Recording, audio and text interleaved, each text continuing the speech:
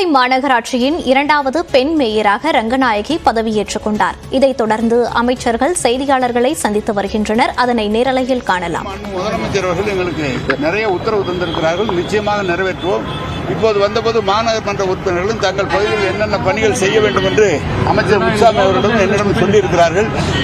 முதலமைச்சருடைய உத்தரவு கேட்டு அதையும் நிறைவேற்றுவதற்கு நாங்கள் பாடுபடுவோம். நிலையில இந்த 45 அடிக்கு மேல ஏற்கிறது அது கேரள அரசுகள் இல்லங்க, ஏற்கனவே முதலமைச்சர் கடிதம் இருக்கிறார். சிறுவாணி அணியில இன்னும் கொஞ்சம் ஏற்றினா அப்பதான் குடி தண்ணீர் வருடம் முழுவதும் நமக்கு கொடுக்கணும்னு.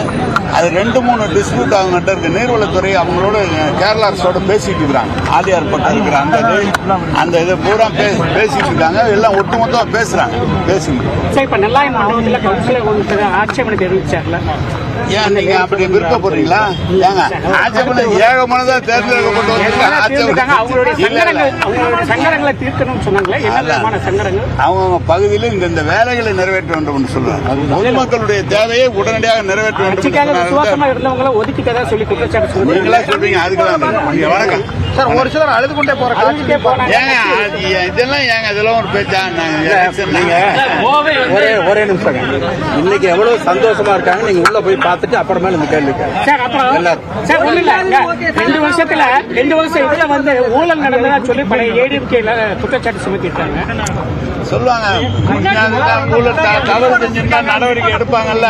யார் தவறு செஞ்சிருந்தாலும் நடவடிக்கை எடுப்பாங்க. அதுல என்ன இருக்கு? அப்புறம் சார், நம்ம சிஎம் தேர்தல் பிரச்சாரத்தை 2021 வரும்போது நம்ம கொடிசியால வச்சு பிரச்சாரத்தை பேசும்போது திமுக ஆட்சிக்கு வந்தா 6 மாசத்துல முன்னாள் அமைச்சர் வேலுமணியை கைது செஞ்சு சிறைக்கு அனுப்புவாங்க அப்படின்னு சொன்னாங்க. ஏன் உங்களுக்கு வழக்கு போட்டுருக்காங்க, எல்லாம் போட்டிருக்காங்க. ஆட்சிக்கு 3 வருஷம் ஆச்சு.